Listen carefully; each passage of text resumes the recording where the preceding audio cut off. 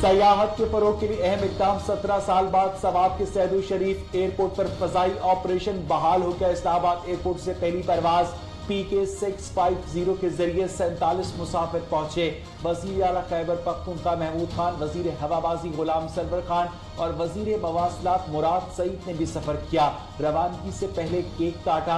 सैदू शरीफ airport पर पौधा भी लगाया। 2004 में दहशतगर्दी के बायस सैदू शरीफ एयरपोर्ट बंद किया गया था। हम जीत क्या, दहशतगर्द हार गए। खूबसूरत वादी सवाब के शहर सैदू शरीफ में 17 साल बाद PIA की परवाजों का आगाज हो गया। पहली परवाज वजीर आला खैबर पख्तूनख्वा महमूद खान, वजीर हवाबाजी गुलाम सरवर और वजीर मवासलात मुराद सईद को लेकर सैदू शरीफ पहुंच गए।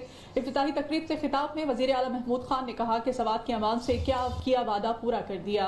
मुराद सईद ने कहा सयाहत के फिरोग के लिए जो काम मौजूदा हुकूमत कर रही है इसकी माजी में मिसाल नहीं मिलती।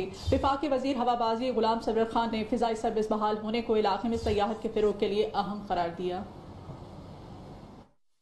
साल बाद अल्लाह का लाख लाख शुक्र है कि स्वात का सैदू शरीफ एयरपोर्ट आज बहाल हो गया और पहली परवाज आज आप लोगों ने देखी कि वो स्वात एयरपोर्ट पे 17 साल बाद लैंड की। ये पहला मरहला है और इंशाअल्लाह इसके बाद मलाकन डिवीजन के ज्यादातर लोग पाकिस्तान से बाहर हैं। दूसरे मरहले में इंशाअल्लाह बैनुल अक़वामी परवाज़ें और इंटरनेशनल फ्लाइट्स का यहाँ से आगाज होगा। PIA की इनॉग्रल फ्लाइट, उसमें हम सब इकट्ठे यहाँ हाजिर हुए, आप लोगों को मिले। ये अहमियत स्वाद को हासिल है, इस पे यकीनन PIA भी मुबारकबाद की मुस्तहिक है। कम आमदन तबके के लिए